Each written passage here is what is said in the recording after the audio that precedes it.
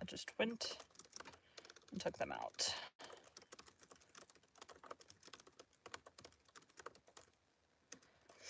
I'd rather take them out than deal with, like, I don't even know. I have 3 texts from someone.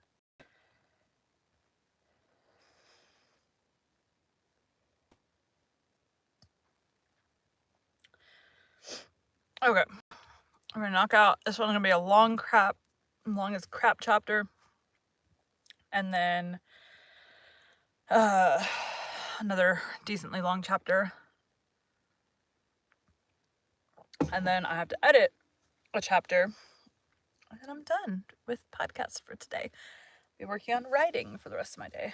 So I worked it out where today I'm knocking out all of this. Tomorrow I have a couple of audiobook things I got to do. And then that's it. Rather than having one long day where I'm probably going to kill my voice, split it up into smaller days. So smaller days being, I'm still spending like 3 hours in here getting this crap done today. Luckily, the voices aren't super extraneous. I'm just having to talk in a male voice for most of this. All of this. I don't think a single female character has been introduced. Okay, let's go. And I want to stand, so I am standing right now. I will probably have to sit because I don't think I've ever stood for an entire 45-minute chapter. But I feel like standing right now, so I'm going to stand. The only thing I have to do to stand my mic, I have to push it up a teeny tiny bit so it's at the right angle from my face. And then if I sit, I'll have to pull it down a teeny tiny bit. It just keeps it at the right angle where my plosives aren't catching in there so much. I didn't do that at the very beginning when I first got into this booth. And then I realized what it was doing. So it also makes it a teeny tiny bit louder. So it is what it is. Today we'll be continuing The Life and Adventures of Robinson Crusoe by Daniel Defoe. Chapter 9. A Boat. But first I was to prepare more land, for I had now seed enough to sow above an acre of ground. Before I did this, I had a week's work. Okay, I'm having a problem where my glasses. I need the screen to move up, but I can't move it up. Before I did this, I had a week's work at least to make me a spade, which, when it was done, was but a sorry one indeed, and very heavy, and required double labor to work with it. However, I got through that, and I need to adjust this real quick. There we go. However, I got through that, and sowed my seed in 2 large flat pieces of ground, as near my house as I could find them to my mind, and fenced them in with a good hedge, the stakes of which were all cut off that wood which I had set before, and knew it would grow, so that in a year's time I knew I should have a quick or living hedge that would want but little repair. This work did not take me up less than 3 months, because a great part of that time was the wet season, when I could not go abroad. Within doors, that is when it rained and I could not go out. I found employment in the following occupations, always observing that all the while I was at work, I diverted myself with talking to my parrot, and teaching him to speak, and I quickly taught him to know his own name, and at last to speak it out pretty loud, Pole, which was the first word I had ever heard spoken in the island by any mouth but my own. I don't like it tilted like that. Sort of like that. That is upside down. Go the right way, but my own. There we go. I'm typically dealing with PDFs, and so if I tip it, I just moved, you can't tell, I usually have my iPad horizontally, and I just moved it vertically, which I use Pages for this, and so the text stays the same size, where when I'm doing a normal audiobook, if I tip, I usually get PDFs, and so if I tip it vertically, the words are much smaller, so this way it actually works, because the words do stay the same. This, therefore, was not my work, but an assistance to my work. For now, as I said, I had a great employment upon my hands as follows. I had long studied to make, by some means or other, some earthen vessels, which indeed I wanted sorely, but knew not where to come at them. However, considering the heat of the climate, I did not doubt but if I could find out any clay, I might make some pots that might, being dried in the sun, be hard enough and strong enough to bear handling, and to hold anything that was dry and required to be kept so. And as this was necessary in the preparing cornmeal, which was the thing I was doing, I resolved to make some as large as I could, and fit only to stand like jars, to hold what should be put into them.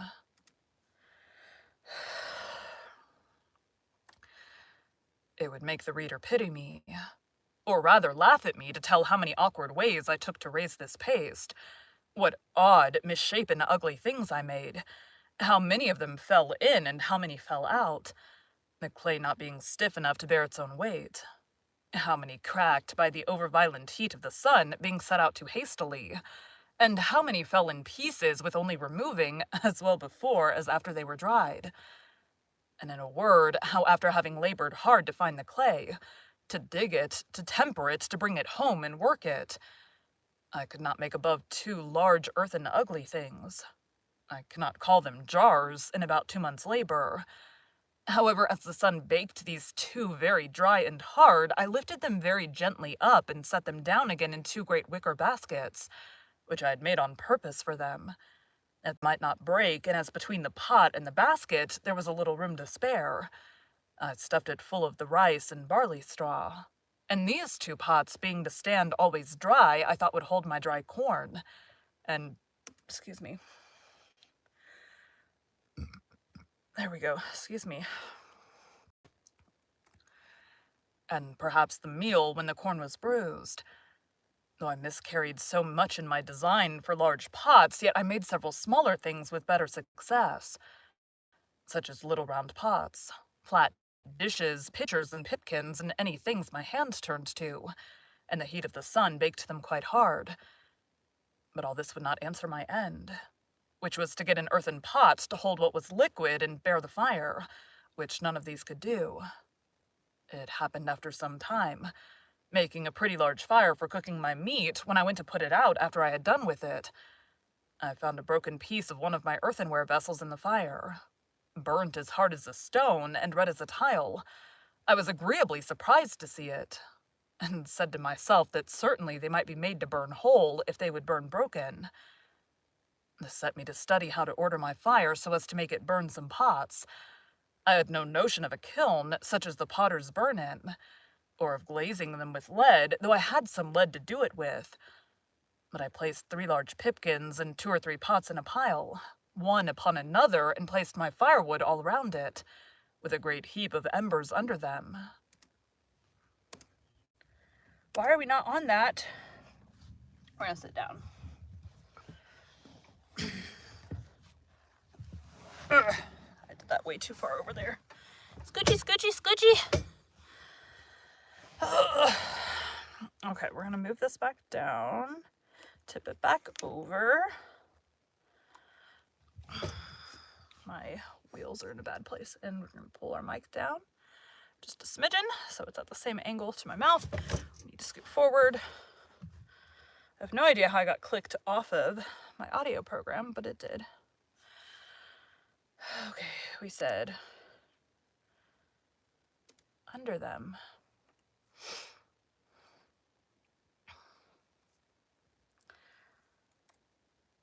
I applied the fire with fresh fuel round the outside and upon the top, till I saw the pots in the inside red hot quite through, and observed that they did not crack at all. When I saw them clear red, I let them stand in that heat about 5 or 6 hours, till I found one of them. Though it did not crack, did melt or... I'm trying to see if I can see better without my glasses. The answer is no.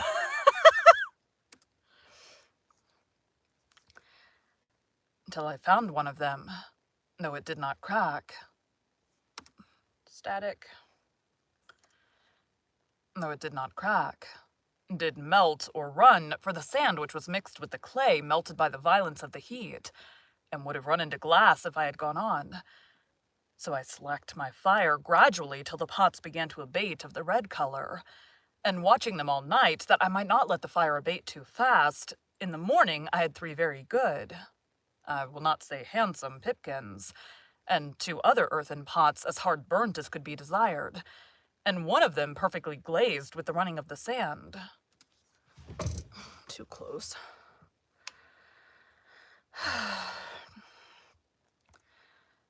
After this experiment, I need not say that I wanted no sort of earthenware for my use, but I must needs say as to the shapes of them, they were very indifferent, as any one may suppose, when I had no way of making them but as the children make dirt pies, or as a woman would make pies that never learned to raise paste.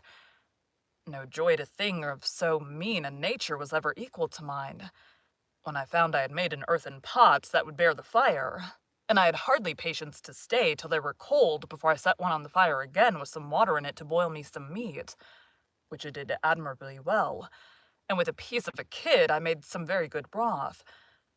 I wanted oatmeal, and several other ingredients requisite to make it as good as it would have had been. My next concern was to get me a stone mortar to stamp or beat some corn in, for as to the mill, there was no thought of arriving at that perfection of art with one pair of hands. To supply this want, I was at a great loss. For all the trades in the world, I was as perfectly unqualified for a stone cutter as for any whatever. Neither had I any tools to go about with.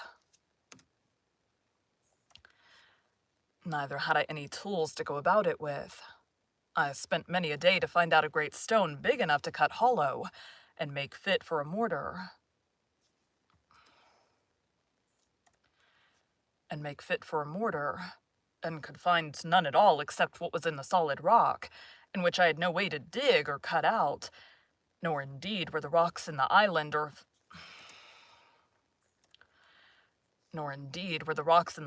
hardness sufficient, but were all of a sandy, crumbling stone, which neither would bear the weight of a heavy pestle, nor would break the corn without filling it with sand.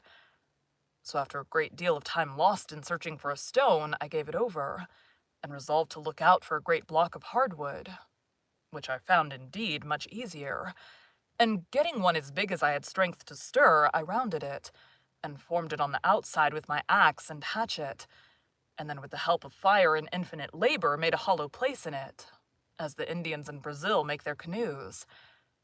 After this I made a great heavy pestle or beater of the wood called the ironwood, and this I prepared and laid by against I had my next crop of corn, which I proposed to myself to grind, or rather pound into meal to make bread. Get a drink real quick. Sorry for the glare. We could turn this guy off. Let's see. How dark is it?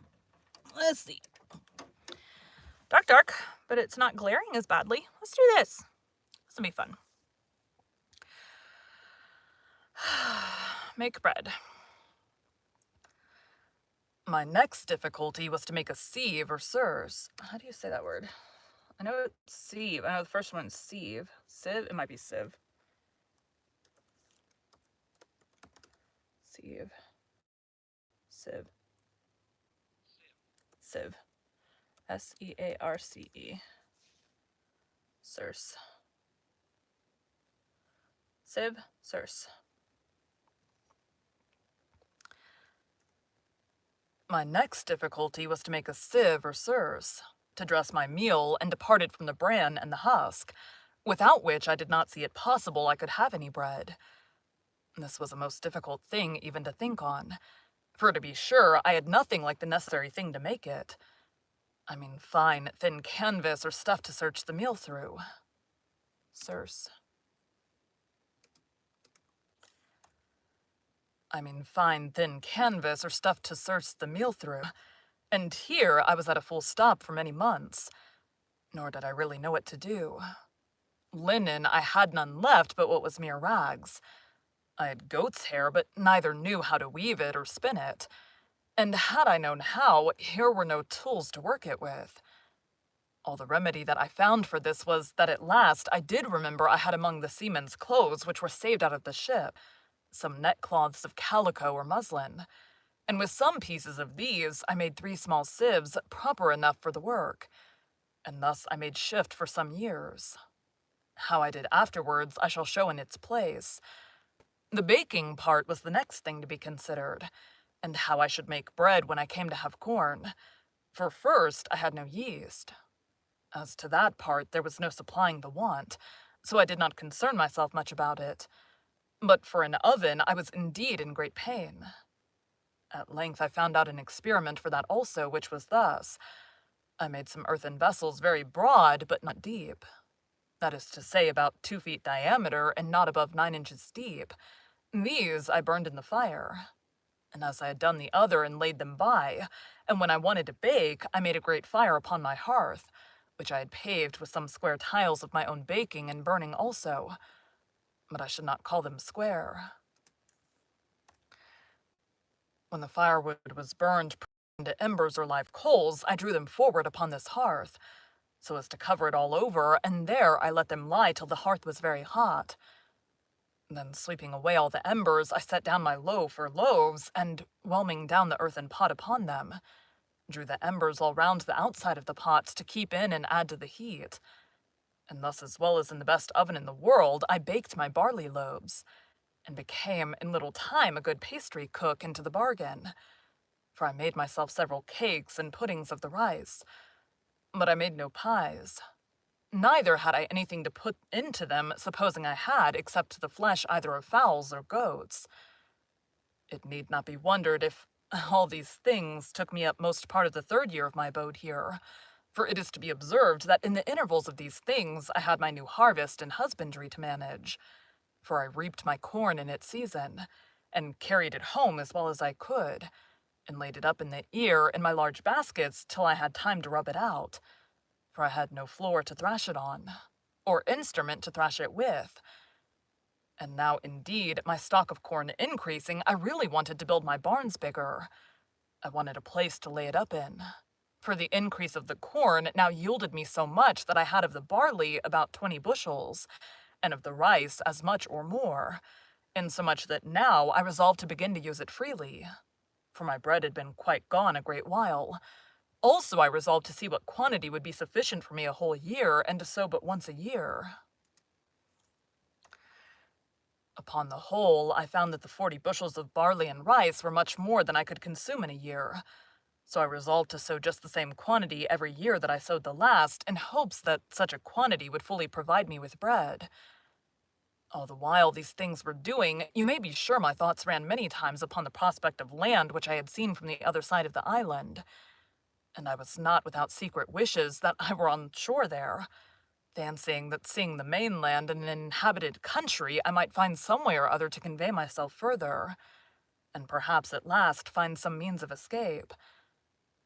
But all this while I made no allowance for the dangers of such an undertaking, and how I might fall into the hands of savages, and perhaps such as I might have reason to think far worse than the lions and tigers of Africa, that if I once came in their power, I should run a hazard of more than 1,000 to 1 of being killed, and perhaps of being eaten, for I had heard that the people of the Caribbean coast were cannibals or man-eaters, and I knew by that latitude that I could not be far from that shore.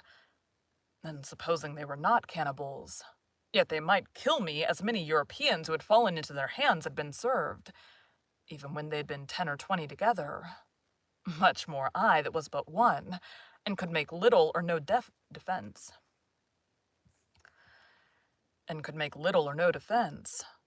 All these things, I say, which I ought to have considered well, and did come into my thoughts afterwards.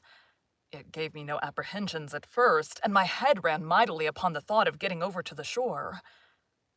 Now I wished for my boy Xury, and the long boat with shoulder of mutton sail, with which I sailed above 1,000 miles on the coast of Africa. But this was in vain. Then I thought I would go and look at our ship's boat, which, as I have said, was blown up upon the shore a great way, in the storm.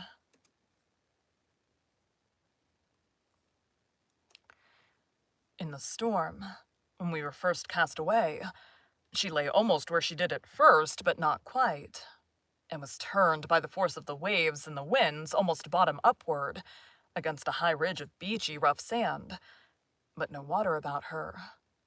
If I had had hands to have refitted her and to have launched her into the water, the boat would have done well enough, and I might have gone back into the Brazils with her easily enough. But I might have foreseen that I could no more turn her and set her upright upon her bottom than I could remove the island. However, I went to the woods and cut levers and rollers and brought them to the boat, resolving to try what I could do, suggesting to myself that if I could but turn her down, I might repair the damage she had received, and she would be a very good boat, and I might go to sea in her very easily. I spared no pains indeed in this piece of fruitless toil, and spent, I think, 3 or 4 weeks about it, at last finding it impossible to heave it up with my little strength. I fell to digging away the sand, to undermine it and so to make it fall down, setting pieces of wood to thrust and guide it right in the fall. But when I had done this, I was unable to stir it up again, or to get under it, much less to move it forward towards the water. So I was forced to give it over. And yet, though I gave over the hopes of the boat, my desire to venture over for the main increased, rather than decreased, as the means for it seemed impossible. This at length put me upon thinking whether it was not possible to make myself a canoe. P-E-R-I-A-G-U-A.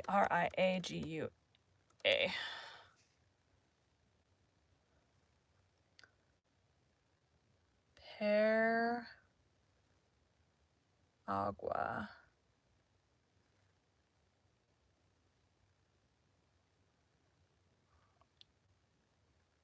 Periagua. Periagua.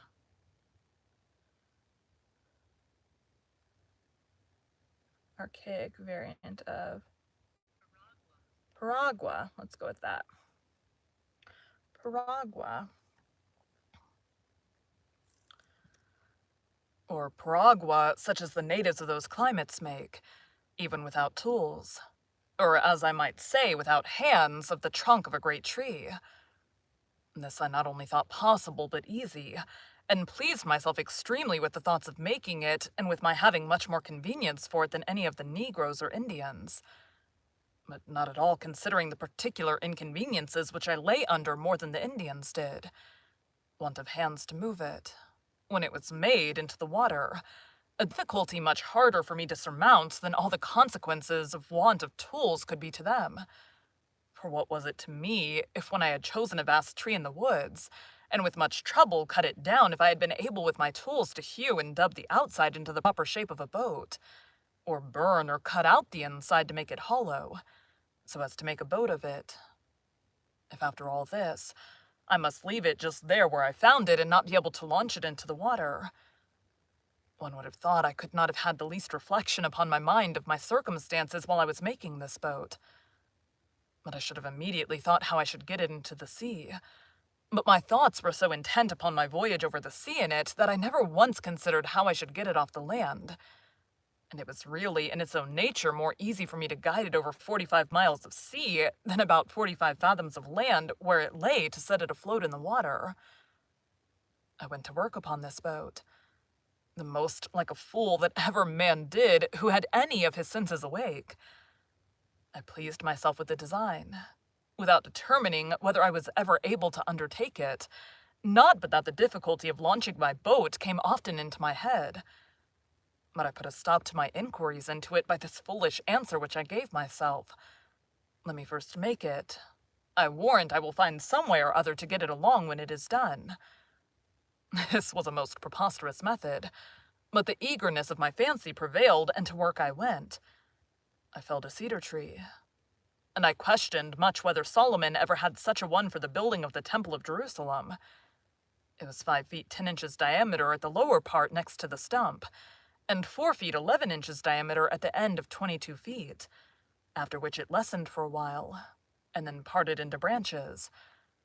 It was not without infinite labor that I felled this tree. I was 20 days hacking and hewing it at the bottom.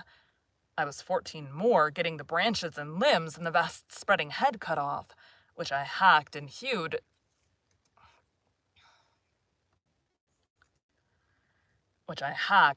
through with an axe, and damn it, I have a text. It's distracting me.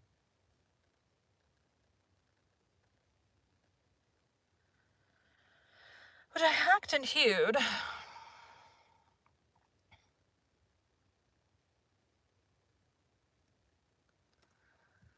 which I hacked and hewed through with axe and hatchet in inexpressible labor. After this, it cost me a month to shape it and dub it to a proportion, and to something like the bottom of a boat, that it might swim upright as it ought to do. It cost me near 3 months more to clear the inside and work it out so as to make an exact boat of it. This I did indeed without fire, by mere mallet and chisel, and by the dint of hard labor, till I had brought it to be a very handsome peragua.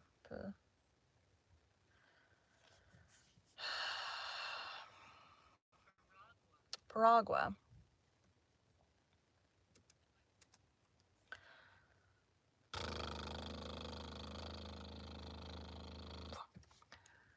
And by the dint of hard labor, till I had brought it to be a very handsome peragua, and big enough to have carried 26 men, and consequently big enough to have carried me and all my cargo. When I had gone through this work, I was extremely delighted with it.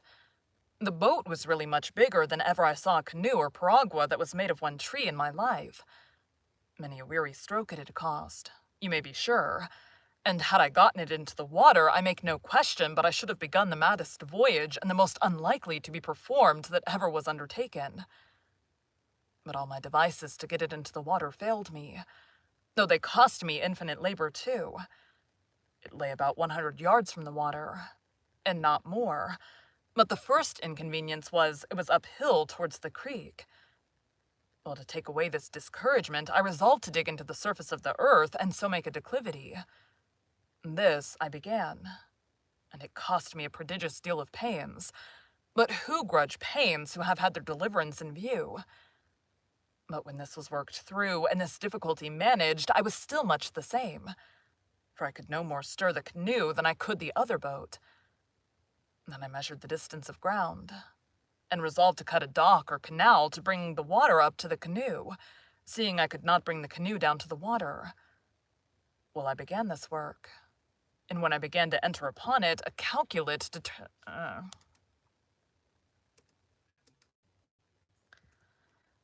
And when I began to enter upon it and calculate how deep it was to be dug, how broad, how the stuff was to be thrown out, I found that by the number of hands I had, being none but my own, it must have been 10 or 12 years before I could have gone through with it, for the shore lay so high that at the upper end it must have been at least 20 feet deep. So at length, though with great reluctancy, I gave this attempt over also. This grieved me heartily. And now I saw, though too late, the folly of beginning a work before we count the cost, and before we judge rightly of our own strength to go through with it. In the middle of this work, I finished my 4th year in this place, and kept my anniversary with the same devotion and with as much comfort as ever before, for by a constant study and serious application to the Word of God, and by the assistance of His grace, I gained a different knowledge from what I had before. I entertained different notions of things. I looked now upon the world as a thing remote, which I had nothing to do with. No expectations. My voice cracked.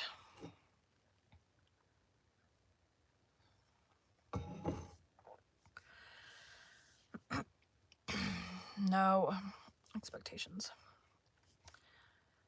No expectations from, and indeed no desires about. In a word, I had nothing indeed to do with it, nor was ever likely to have. So I thought it looked, as we may perhaps look upon it hereafter, as a place I had lived in, but was come out of it, and well might I say, as Father Abraham to Dives, between me and thee is a great goal fixed. In the first place, I was removed from all the wickedness of the world here. I had neither the lusts of the flesh, the lusts of the eye, nor the pride of life. I had nothing to covet, for I had all that I was now capable of enjoying. I was lord of the whole manor, or if I pleased, I might call myself king or emperor over the whole country which I had possession of. There were no rivals. I had no competitor, none to dispute sovereignty or command with me. I might have raised shiploadings of corn, but I had no use for it, so I let as little grow as I thought enough for my occasion. I had tortoise or turtle enough, but now and then one was as much as I could put to any use. I had timber enough to have built a fleet of ships, and I had grapes enough to have made wine, or to have cured into raisins to have loaded that fleet when it had been built. But all I could make use of was all that was valuable. I had enough to eat and supply my wants, and what was all the rest to me? If I killed more flesh than I could eat, the dog must eat it, or vermin. If I sowed more corn than I could eat, it must be spoiled. The trees that I cut down were lying to rot on the ground. I could make no more use of them but for fuel, and that I had no occasion for but to dress my food.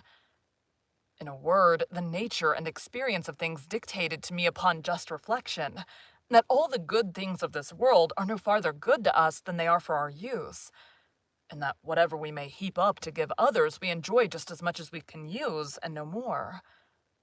The most covetous, griping miser in the world would have been cured of the vice of covetousness if he had been in my case, for I possessed infinitely more than I knew what to do with. I had no room for desire except it was of things which I had not, and they were but trifles, though indeed of great use to me. I had, as hinted before, a parcel of money as well as gold as silver, about 36 pounds sterling. Alas, there the sorry useless stuff lay. I had no more manner of business for it, and often thought with myself that I would have given a handful of it for a gross of tobacco pipes, or for a hand mill to grind my corn. Nay, I would have given it all for a sixpenny worth of turnip and carrot seed out of England, or for a handful of peas and beans and a bottle of ink. As it was, I had not the least advantage by it or benefit from it. But there it lay in a drawer, and grew mouldy with the damp of the cave in the wet seasons. And if I had had the drawer full of diamonds, it had been the same case. They had been of no manner of value to me because of no use. I had now brought my state of life to be much easier in itself than it was at first, and much easier to my mind as well as to my body. I frequently sat down to meat with thankfulness.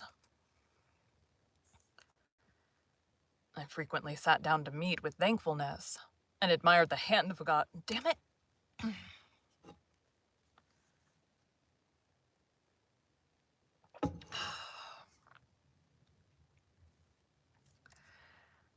I frequently sat down to meat with thankfulness, and admired the hand of God's providence which had thus spread my table in the wilderness. I learned to look more upon the bright side of my condition, and less upon the dark side, and to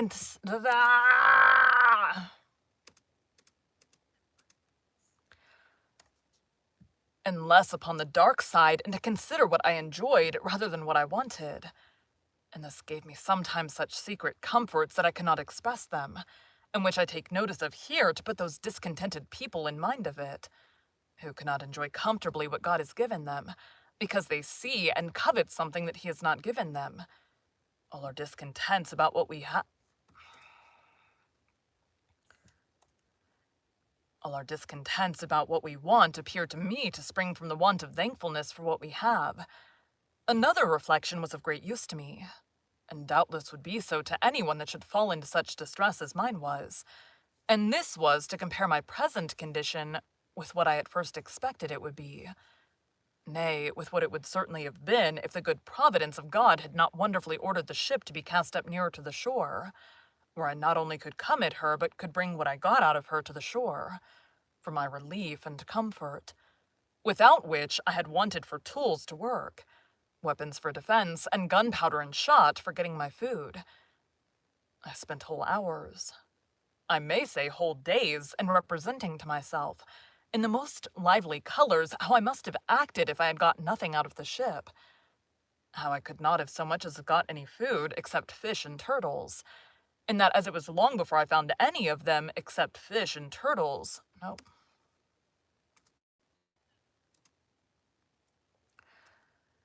and that as it was long before I found any of them, I must have perished first, that I should have lived if I had not perished like a mere savage, that if I had killed a goat or a fowl by any contrivance, I had no way to flay or open it, or part the flesh from the skin and the bowels, or to cut it up, but must gnaw it with my teeth and pull it with my claws like a beast. These reflections made me very sensible of the goodness of Providence to me, and very thankful for my present condition with all its hardships and misfortunes, And this part also I cannot but recommend to the reflection of those who are apt, in their misery, to say, "Is it any affliction like mine?" Let them consider how much worse the cases of some people are, and their case might have been if Providence had thought fit. I had another reflection, which assisted me also to comfort my mind with hopes, and this was comparing my present situation with what I had deserved, and had therefore reason to expect from the hand of Providence. I had lived a dreadful life, perfectly destitute of the knowledge and fear of God. I had been well instructed by father and mother. Neither had they been wanting to me in their early endeavors to infuse a religious awe of God into my mind, a sense of my duty and what the nature and end of my being required of me. But alas, falling early into the seafaring life, which of all lives is the most destitute of the fear of God, though his terrors are always before them. I say falling early into the seafaring life, and into seafaring company, all that little sense of religion which I had entertained was laughed out of me by my messmates. But a hardened despising of dangers and the views of death which grew habitual to me by my long absence from all manner of opportunities to converse with anything but what was like myself, or to hear anything that was good or tended towards it. So void was I of everything that was good, or the least sense of what I was or was to be, that in the greatest deliverances I enjoyed, such as my escape from Saley, my being taken up by the Portuguese master of the ship, my being planted so well in the Brazils, my receiving the cargo from England, and the like. I never had once the words, "Thank God," so much as on my mind, or in my mouth, nor in the greatest distress had I so much as a thought to pray to him, or so much as to say, "Lord, have mercy upon me." No, nor to mention the name of God unless it was to swear by and blaspheme it. I had terrible reflections upon my mind for many months, as I've already observed, on account of my wicked and hardened life past. And when I looked about me and considered what particular providences had attended me since my coming into this place, and how God had dealt bountifully with me, had not only punished me less than my iniquity had deserved, but had so plentifully provided for me, this gave me great hopes that my repentance was accepted, and that God had yet mercy in store for me.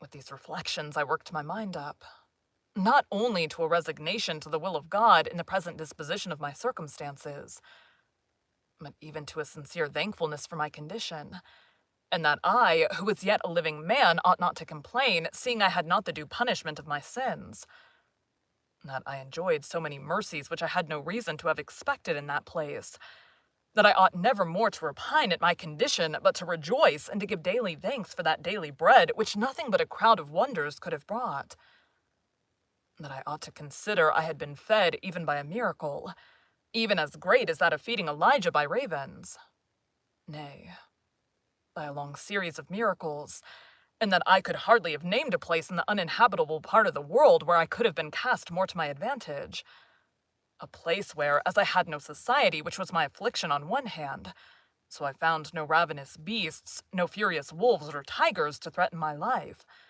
no venomous creatures or poisons which I might feed on to my hurt, no savages to murder and devour me.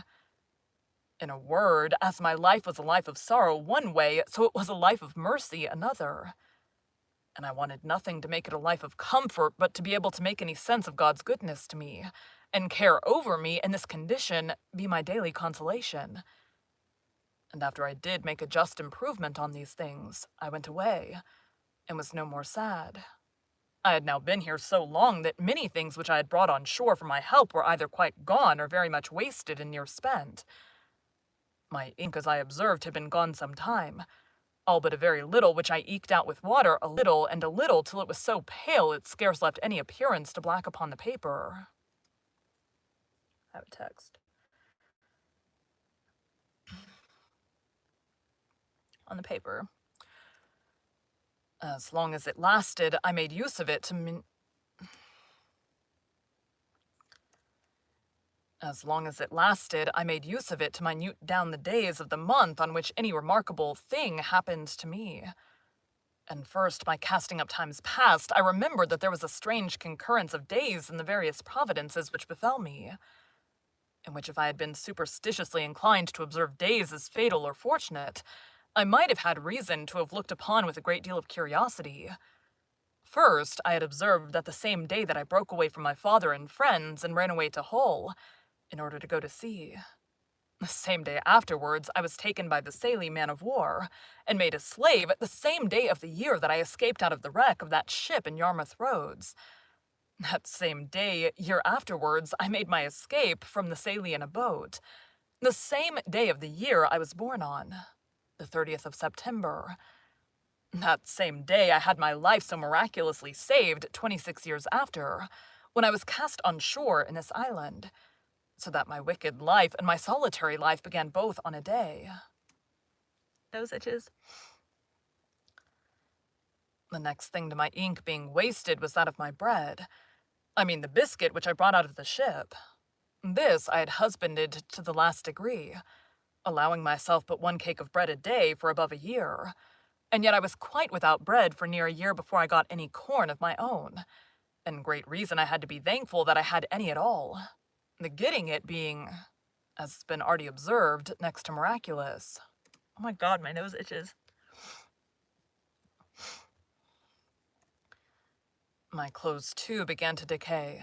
As to linen, I had had none a good while, except some checkered shirts which I found in the chests of the other seamen, and which I carefully preserved because many times I could bear no other clothes on but a shirt. And it was a very great help to me that I had, among all the men's clothes of the ship, almost 3 dozen of shirts. There were also, indeed, several thick watch coats of the seamen's which were left, but they were too hot to wear. And though it is true that the weather was so violently hot that there was no need of clothes, yet I could not go quite naked. No, though I had been inclined to it, which I was not, nor could I abide the thought of it, though I was alone. The reason why I could not go naked was I could not bear the heat of the sun so well when quite naked as with some clothes on. Nay, the very heat frequently blistered my skin, whereas with a shirt on, the air itself made some motion and whistling under the shirt, was twofold cooler than without it. No more could I ever bring myself to go out in the heat of the sun without a cap or a hat. The heat of the sun, beating with such violence as it does in that place, would give me the headache presently by darting so directly on my head without a cap or hat on, that I could not bear it. Whereas if I put on my hat, it would presently go away. Upon these views, I began to consider about putting the few rags I had, which I called clothes, into some order. I had worn out all the waistcoats I had, and my business was now to try if I could not make jackets out of the great watch coats, which I had by me, and with such other materials as I had. So I set to work, tailoring, or rather indeed, botching, for I made most piteous work of it. However, I made shift to make 2 or 3 new waistcoats, which I hoped would serve me a great while. As for breeches or drawers, I made but a very sorry shift indeed till afterwards. Get a drink. Itch my nose. Judging by the progress, I'm like 3/4 with like my entire day. I've been going for 2.5 hours. I've mentioned that I saved the skins of all the creatures that I killed. I mean 4-footed ones. And I had them hung up, stretched out with sticks in the sun, by which means some of them were so dry and hard that they were fit for little, but others were very useful. The first thing I made of these was a great cap for my head, with the hair on the outside to shoot off the rain, and this I performed so well that after I made me a suit of clothes wholly of these skins. That is to say, a waistcoat and breeches open at the knees and both loose, for they were rather wanting to keep me cool than to keep me warm. I must not omit to acknowledge that they were wretchedly made, for if I was a bad carpenter, I was a worse tailor. However, they were such as I made very good shift with, and when I was out, if it happened to rain, the hair of my waistcoat and cap being outermost, I was kept very dry. After this, I spent a great deal of time and pains to make an umbrella. I was indeed in great want of one, and had a great mind to make one. I had seen them made in the Brazils, where they're very useful in the great heats there, and I felt the heaths, every jot as great here, and greater too, being near the equinox. Besides, as I was obliged to be much abroad, it was a most useful thing to me, as well for the rains as the heaths. I took a world of pains with it, and was a great while before I could make anything likely to hold. Nay, after I had thought I had hit the way, I spoiled 2 or 3 before I made one to my mind. But at last I made one that answered indifferently well. The main difficulty I found was to make it let down. I could make it spread, but if it did not let down too and draw in, it was not portable for me in any... It was not portable for me anyway, but just over my head, which would not do. However, at last, as I said, I made one to answer and covered it with skins, the hair upwards, so that it cast off the rain like a penthouse, and kept off the sun so effectually that I could walk out in the hottest of the weather with greater advantage than I could before in the coolest, and when I had no need of it, could close it and carry it under my arm. Thus I lived mighty comfortably, my mind being entirely composed by resigning myself to the will of God, and throwing myself wholly upon the disposal of his providence. This made my life better than sociable, for when I began to regret the want of conversation, I would ask myself whether thus conversing mutually with my own thoughts, and as I hope I may say, with even God himself, my ejaculations, was not better than the utmost enjoyment of human society in the world. Thank you for joining Bite at a Time Books today, while we read a bite of one of your favorite classics. Again, my name is Bree Carlile, and I hope you come back tomorrow for the next bite of the life and adventures of Robinson Crusoe. I always run out of air at the end of that. That actually ended up about 10 minutes shorter than it was supposed to. I'm going to get the next chapter ready, and I am going to turn on the air conditioner and get it super cold in here before I do the next one. Thanks, guys.